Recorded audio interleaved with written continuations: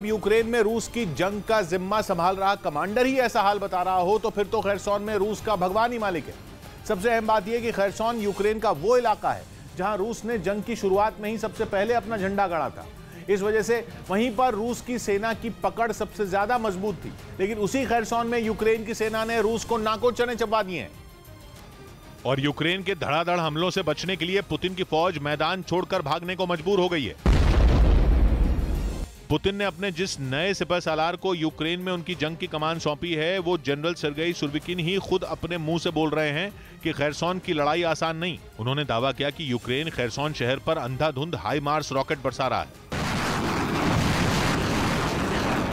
हाईमार्स भारी भरकम ट्रक पर फिट ऐसा चलता फिरता मिसाइल लॉन्चर है जो बिना रुके एक के बाद एक 6 गाइडेड मिसाइलें दाग सकता है। इसलिए रूस के कमांडर जनरल सर्गेई सुरोविकिन ने एक इंटरव्यू में कहा कि दुश्मन रूस की सेना के ठिकानों पर हमला करने का कोई मौका नहीं छोड़ रहा। खैरसॉन में नागरिकों और रूस के सैनिकों दोनों के लिए हालात बेहद मुश्किल हैं, लेकिन रूस की सेना खैरसॉन के लोगों को वहां से बिल्कुल सुरक्षित निकाल लेगी।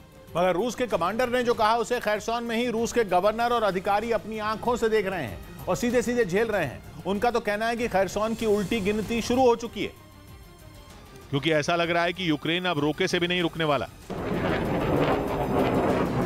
खैरसॉन में रूस के तैनात किए एक अधिकारी ने लोगों को बिल्कुल साफ साफ चेताया है कि यूक्रेन की सेना बहुत जल्द वहां जबरदस्त वार करने वाली है। उन्होंने कहा कि प्लीज मेरी बात को गंभीरता से लीजिए, मैं खैरसॉन शहर से जल्द निकलने को कह रहा हूं। और खैरसॉन में रूस के गवर्नर ने तो बड़े हमले के खतरे को देखते हुए खैरसॉन से यूक्रेन के नागरिकों को रूस भेजने का फैसला तक कर लिया, ताकि आम नागरिकों को यूक्रेन के हमलों से बचाया जा सके।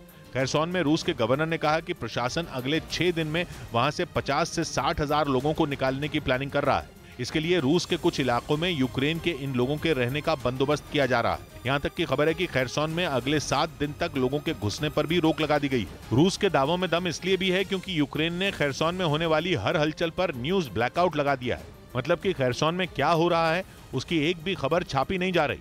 कहा जा रहा है कि यूक्रेन ने ऐसा इसलिए किया क्योंकि वो खैरसॉन में कुछ बड़ा करने की फिराक में है। और खैरसॉन में कुछ बड़ा तभी होगा जब यूक्रेन उसे पुतिन की मुट्ठी में से पूरी तरह आजाद करा लेंगे। खैरसॉन प्रांत से यूक्रेन की सबसे लंबी नदी नीप्रो होकर गुजरती है, जो कि इस प्रांत को 2 हिस्सों में बांटती है। यूक्रेन की फौज उस नीप्रो नदी के पश्चिमी तट से होते हुए दक्षिण की तरफ आगे बढ़ रही है।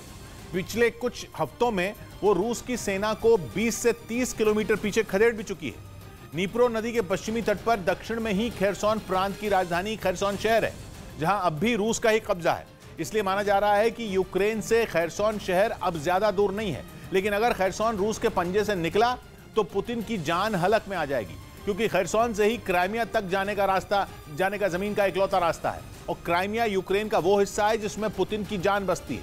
रूस ने 2014 में ही क्राइमिया को यूक्रेन से हथिया लिया था। ऐसे में खैरसॉन के छूटते ही क्राइमिया में पुतिन का सिंहासन डोलने लगेगा।